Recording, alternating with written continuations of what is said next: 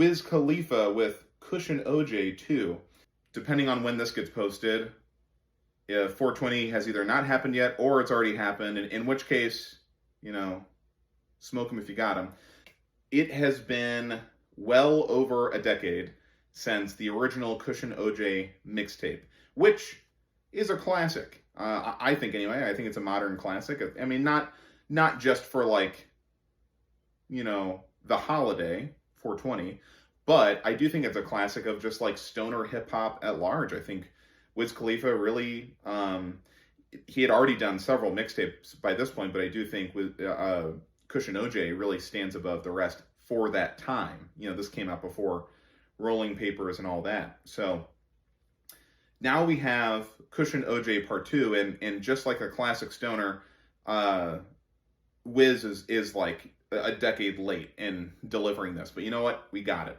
And I'll say it's a little bloated. We're at 23 tracks. One of those is like a bonus track. So really it's 22 tracks.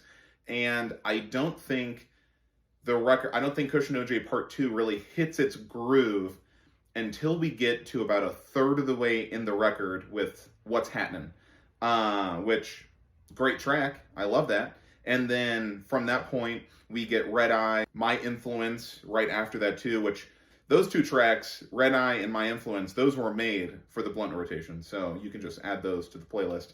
And then Hit It Once, that closes out the album. Great stuff.